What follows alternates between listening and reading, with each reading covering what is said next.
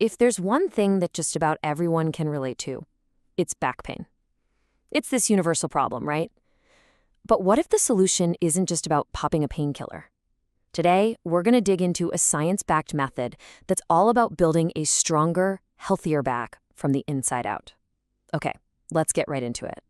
So, first things first, why does it feel like everyone you know has complained about their back at some point? Is this just something we have to accept about modern life? Well, when you look at the actual numbers, it's kind of shocking. Get this. Somewhere between 15 and 30% of all adults will deal with back pain. Just think about that for a second. That could be 1 out of every 3 people. This isn't some small niche problem. It is a massive public health issue. And the fallout goes way beyond just feeling sore. Back pain creates this huge ripple effect. We're talking more doctor's visits, more people having to call in sick to work, which means lost productivity. It can even lead to disability before you even hit 45. So the cost is huge, not just for us as individuals, but for the whole economy. All right, so if we want to find a real solution, we have to look deeper than the obvious stuff.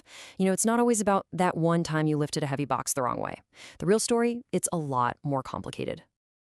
And here is the key idea, the big takeaway. Back pain is what experts call a multifactorial condition. Fancy word, but all it means is that it's almost never caused by just one single thing. It's more like a perfect storm of different factors, all coming together from different parts of our lives. It really boils down to 2 sides of the same coin. On one side, sure, you've got the physical stuff we all think about, like being hunched over a desk all day or doing the same repetitive motions at work. But, and this is a big but, the lifestyle and social factors are just as powerful. Things like not moving enough, being super stressed at work, or even feeling isolated. You've got to tackle both sides to really solve the problem. And this, right here, is where Pilates enters the picture. It's so much more than just another workout. It's really a philosophy, a whole way of thinking about spinal health that's designed to tackle this exact kind of complex, multifaceted problem. So what's the magic here? What makes Pilates so effective? Well, it all rests on 3 main pillars.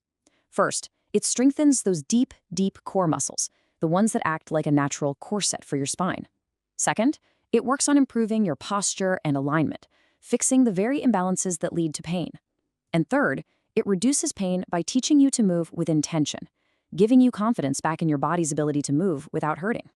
And one of the most powerful tools in the Pilates toolbox is something we do all day without thinking about it, breathing. But in Pilates, deep, focused breathing is not just about relaxing. It actually helps stabilize your spine, it calms your nervous system right down, and it releases all that muscle tension that goes hand in hand with chronic pain. It really is a therapeutic tool. Okay, theory is great, but let's get practical. What does this actually look like in practice? We're going to walk through a really simple 4-step protocol that's designed to give you both relief right now and build strength for the long haul. So here are the big 4. We've got the hip roll for stability, the spine twist to get things moving, the cat stretch for a nice bit of decompression, and we finish with swimming prep to build that deep, functional strength. Put them all together and you've got a fantastic routine for your entire back. First up is the hip roll. The idea here is to slowly peel your spine off the floor like you're lifting one single vertebra at a time, and then you lay it back down with that exact same control. This motion gently gets the spine moving, but it also fires up your glutes and deep core muscles, building this amazing, stable foundation for your lower back. Next up, the spine twist. For this one, the whole game is to rotate your upper body while keeping your hips and pelvis completely still. Now, why is that so important? Well, think about sitting at a desk all day. Our upper backs get so stiff, and that forces our lower back to do way too much work. This move is the perfect antidote. It unlocks that upper back, takes a ton of pressure off your lumbar spine, and strengthens your obliques. The cat stretch. It's a classic for a reason. When you gently round and then flatten your back, you're not just getting a good stretch, you're actively creating space between the vertebrae in your lower back. It's also amazing for improving your body awareness, that internal GPS that tells you where your body is in space, which is just crucial for moving in a healthier way. And we finish with swimming prep. This is all about lifting your opposite arm and leg while your torso stays rock solid, no wobbling. This is where you really build that deep strength in the muscles that run up and down your spine like support cables. It just locks in your core stability and fine-tunes the coordination you need for pretty much everything you do. So when you look at all this, you realize it's not just about doing some exercises and hoping your back feels better. A better way to think about Pilates is as a form of body education. It's a long-term strategy for basically rewriting the way you move and exist in your own body. The real goal here isn't just to fix a problem that's already there, it's to stop it from ever coming back. When you practice regularly, you correct those muscle imbalances that cause the pain in the first place. It's incredibly empowering because it teaches you how to be an active player in your own health instead of just being a passive victim of your pain.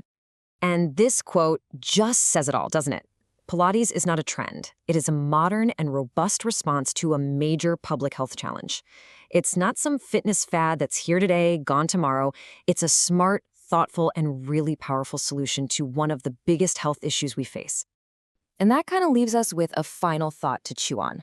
What if the real key to a healthy back isn't about finding a quick fix for a problem? What if it's all about learning a fundamentally new, smarter way to move for the rest of your life?